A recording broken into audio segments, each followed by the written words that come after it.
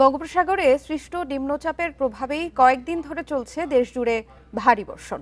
ফলে বিপর্যস্ত হয়ে পড়েছে দেশের জনজীবন। এ নিয়ে আরো জানাতে আবহাওয়া অধিদপ্তর থেকে যোগ দিচ্ছেন সহকর্মী শাহরিয়ার অনির্বাণ। সরাসরি চলে যাচ্ছি সেখানে। অনির্বাণ, দেশের বৃষ্টিপাতের নিয়ে আবহাওয়া পূর্বাভাসে কি জানানো হয়েছে? যে আমাদের শুকনো এলাকা অর্থাৎ আমাদের যে প্লেন ল্যান্ড যেটাকে বলা হয়, সেখানে কিন্তু মৌসুমী বায়ু সক্রিয় রয়েছে। সাধারণত মৌসুমী বায়ু সক্রিয় না থাকার কারণে কিন্তু গত জুন জুড়ে কিন্তু বর্ষা খুব একটা আসছিল না। তো আমরা গত 3 দিন ধরে দেখছি যে বেশ মৌসুমী বায়ু সক্রিয় থাকার কারণে হচ্ছে বৃষ্টি, বেশ ভালো বৃষ্টি হচ্ছে।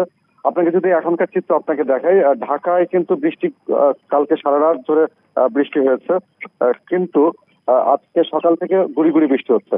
আবহাওয়া অফিসের যে ভারী বৃষ্টি সতর্ক বার্তা কিছুক্ষণ আগে দিয়েছে, সেই অনুযায়ী যদি একটু বলি আপনাকে, যে রংপুর, রাজশাহী, ময়মনসিংহ, ঢাকা, খুলনা, বরিশাল, চট্টগ্রাম, সিলেট, এই বিভাগীয় এলাকাগুলোতে প্রায় বলা যায় যে প্রত্যেকটা বিভাগেই ভারী বৃষ্টির পূর্ব সতর্ক বার্তা দিয়েছে। অর্থাৎ 44 থেকে 88 মিলিমিটার বৃষ্টি হতে পারে আগামী 48 ঘন্টায়। তো এই 48 ঘন্টার মধ্যে রংপুর, রাজশাহী, ময়মনসিংহ, ঢাকা, খুলনা, বরিশাল, চট্টগ্রাম এবং সিলেট এই বিভাগগুলোতে ভারী বৃষ্টিতে বিভিন্ন জলাবদ্ধতার সৃষ্টি হতে পারে এবং পাশাপাশি পার্বত্য যে এলাকাগুলো রয়েছে সেই এলাকায় পাহাড় ধসের যে সংখ্যা, সেই সংখ্যাটি আরো তীব্র হবে। এর বাইরে যদি আমি আপনাকে আরেকটা তথ্য দিই, সেটি হচ্ছে গত 24 ঘন্টায় যে বৃষ্টি হয়েছে, চট্টগ্রামে সব থেকে বেশি 249 মিলিমিটার। আর চট্টগ্রামের ঠিক আমপাড়া, আমবাগান নামে যে জায়গাটি, সেখানে 329 মিলিমিটার বৃষ্টি হয়েছে।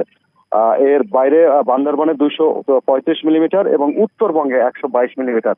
অর্থাৎ আবহাওয়া অফিসের যে তথ্য, সে তথ্য অনুযায়ী আজকে পার্বত্য এলাকার বৃষ্টি আজকেও থাকবে, তবে এর পাশাপাশি উত্তরবঙ্গ অর্থাৎ রংপুর বিভাগে কিন্তু বৃষ্টি বেশ জোরে সোরেই হবে এবং আজকে সারাদিন থেকে শুরু করে আগামী 48 ঘন্টা পর্যন্ত রংপুরে কিন্তু বৃষ্টিপাত, ভারী বৃষ্টির সম্ভাবনা রয়েছে। যার কারণে রংপুরের যে নদীগুলো রয়েছে অর্থাৎ তিস্তা সহ অন্যান্য যে ছোট নদীগুলো রয়েছে, সেই ছোট নদীর পানিও বৃদ্ধি পাবে, কারণ উপরে অরুণাচল প্রদেশ থেকে শুরু করে হিমাচল প্রদেশও বেশ ভারী বৃষ্টির কারণে সেখান থেকে উজানের ঢলও আসছে।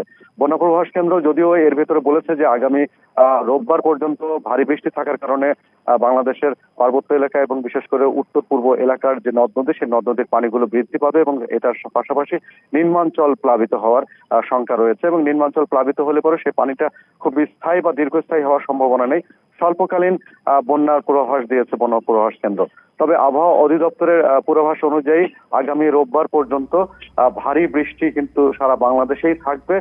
এতে সব থেকে বেশি শঙ্কায় পড়তে পারে আমাদের পার্বত্য এলাকা, চট্টগ্রাম এবং পাশাপাশি উত্তরবঙ্গ এলাকা। এই ছিল আমার কাছে সর্বশেষ। আবহাওয়া অধিদপ্তর থেকে জানাচ্ছিলেন আমাদের সহকর্মী অনির্বাণ।